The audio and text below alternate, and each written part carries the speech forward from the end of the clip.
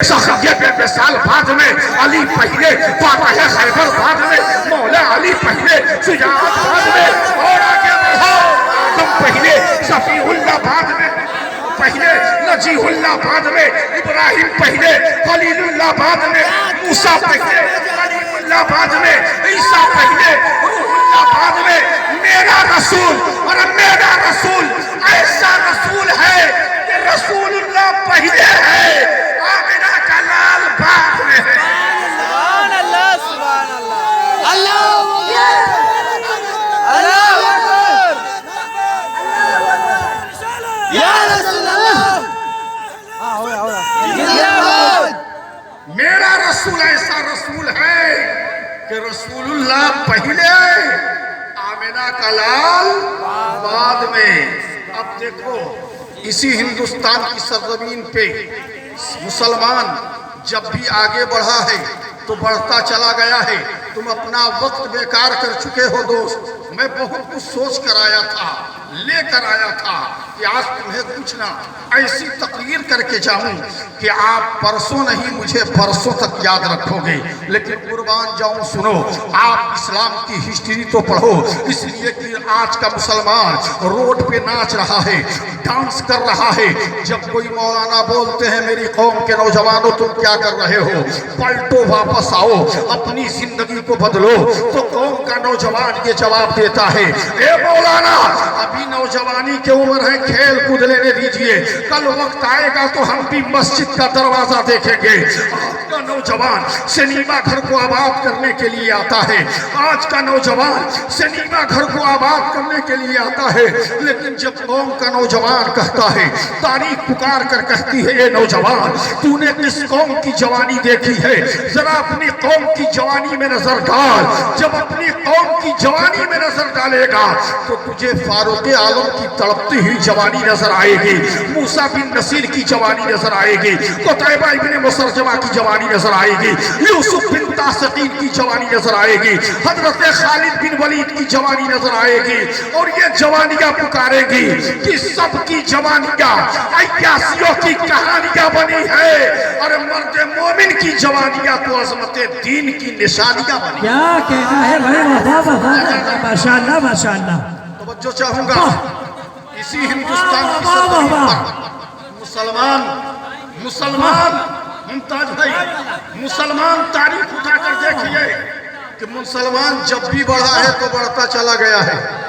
मुसलमान कभी पीछे नहीं हटा, इसलिए कि मोमिन का उठा हुआ कदम या तो दुश्मनों की छातियों पे पड़ा है, नहीं तो फिर जन्नत की वादियों में खुदा की कसम। देखो तुम मुसलमान हो, अपने अंदर एक जौहर पैदा करो। हम गरीब नवाज के मानने वाले हैं, कभी छठी मनाते हैं, कभी 11वीं मनाते हैं, अपनी मुकद्दर पे नाज करो, लेकिन अपने इस्लाम की तवारीख याद कर लो। हिंदुस्तान में मुसलमान जब भी बढ़ा है, पूरी हिस्ट्री की बात बता रहा हूँ, मुसलमान बढ़ता चला गया है। लेकिन एक जगह ऐसा भी आया है कि मुसलमानों को आगे बढ़ के पीछे हटना भी पड़ा है। अब आप सोचते होंगे कि मुसलमान एक तारीख कौन सी है जो बता के जाऊं। एक ही तारीख है पूरी तारीख में कि मुसलमानों को आगे बढ़कर पीछे हटना भी पड़ा है। वो सरजमीन गजनी की धरती से जब सुल्तान शहाबुद्दीन गौरी बड़ी ताकतों के साथ अजमेर की पृथ्वीराज चौहान से जब मुकाबला हुआ था तो खुद सुल्तान शहाबुद्दीन गौरी की फौजें भाग गई थी। सुल्तान शहाबुद्दीन गौरी जख्मी होकर जमीन पर गिर पड़ा था। अगर उसके गुलाम उठाकर न ले गए होते, सुल्तान शहाबुद्दीन गौरी उसी दिन काम आ गया होता। दुनिया हैरत ज़दा थी, मौला तारीख पलट क्यों रही है। मुसलमान वो कौम है कि जिसके कदम ने कभी पीछे हटना न सीखा, जिसके तलवार ने कभी झुकना न सीखा, जिसके कदम ने कभी भागना न सीखा, जिसका झंडा कभी सरनगू नहीं हुआ। आखिर मुसलमान भाग क्यों रहे हैं, तारीख पलट क्यों रही है। तो हिकमत परवरदिगार ने फरमाया तुम हमारी राज को क्या समझो। अगर हिंदुस्तान के मुसलमान को सुल्तान सुल्तान शहाबुद्दीन गौरी को फतह मिल जाएगी तो क़यामत तक मुसलमानों को ये ताना मिलता रहेगा कि हिंदुस्तान का मुसलमान पला और बढ़ा है तो सुल्तान शहाबुद्दीन गौरी के तलवारों के साए में पला और बढ़ा है। इसीलिए रब का फैसला है कि सुल्तान शहाबुद्दीन गौरी को भगाया जाएगा।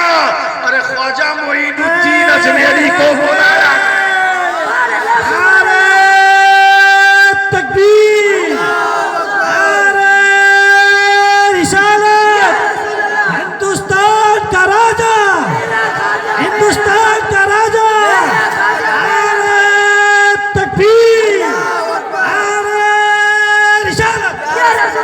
शहाबुद्दीन गौरी को भगाया जाएगा और ख्वाजा मोइनुद्दीन अजमेरी को बुलाया जाएगा ताकि जमाना ये जान ले हिंदुस्तान का मुसलमान किसी बादशाह के किरदार के साए में पला और बढ़ा नहीं है बल्कि ख्वाजा मोइनुद्दीन अजमेरी के किरदार के साए में है। क्या कहना है, सुभान अल्लाह। अब सुनो प्यारे सुनो, चले थे इसलिए कि सिलसिलेवार बोलने का मेरे पास अब वक्त नहीं बचा।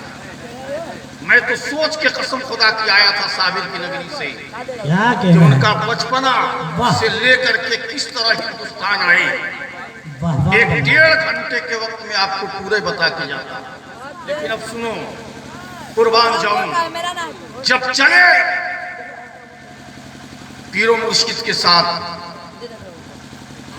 537 हिजरी में आपकी विलादत हुई है और 633 में 6 रजबुल मुरज्जब को आपकी वफात हुई है।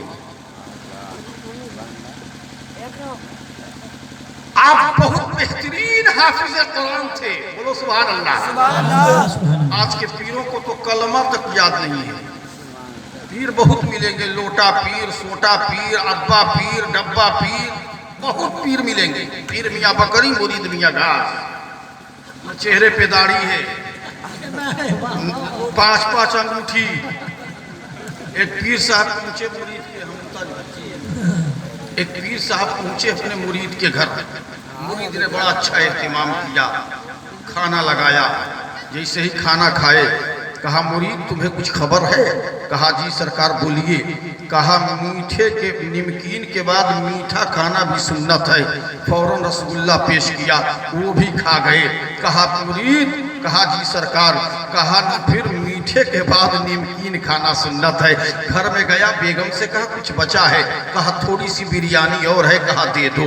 चुनांचे वो भी ले आया, वो भी खा गए। प्लेट चाटने लगे तो प्लेट जब चाटने लगे तो उस मुरीद ने कहा, हजरत थोड़ा सा छोड़ दीजिए, कम से कम हम लोग जूठा ही खा के मियाँ बीवी सवर कर लेंगे। लेकिन पीर साहब ने कहा छोड़ने वाले थे। उन्होंने कहा, तुम नहीं जानते हो, हम यहाँ प्लेट नहीं चाट रहे हैं, हम काबा के अंदर झाड़ू लगा रहे हैं। बीवी को अंदर से गुस्सा आया, एक पतला खाली हो चुका था, पर्दे से वो पतला भी ढकेल दिया। कहा, पीर साहब को दे देना कि जब काबा में झाड़ू लगा रहे हैं तो पतली में हाथ फेर के मदीने में भी झाड़ू मार दे। इतने में वो लड़का चला आया। कहा, अब्बा हुजूर कौन है जो खाने पे खाना मिल रहा है? कभी बर्फी दिया जा रहा है, कभी रसगुल्ला दिया जा रहा है, ये कौन आए हैं? इतने में पीर साहब पूछते हैं कि भी किसका लड़का है? कहा, हुजूर आप ही का लड़का है। कहा, इसका नाम क्या रखा है? कहा, इसका नाम तो मैंने फर्ज रख दिया, इसका नाम मैंने फर्ज रखा है। तो पीर साहब कहने लगे, ये फर्ज कितना भूडा तुमने नाम रख दिया। कहा, सरकार क्या करता, अगर इसका नाम भी सुन्नत रख देता तो आप इसे भी खा जाते, इसीलिए हमने इसका नाम फर्ज रख दिया। लेकिन आओ सुनो, हम उस वली को मानने वाले हैं, कुर्बान जाऊं हम उस वली पर अकीदत रखने वाले हैं। वही सरकार गरीब नवाज अलैहि रहमत व रिजवान की बात पूछो, कुर्बान जाऊं आप बहुत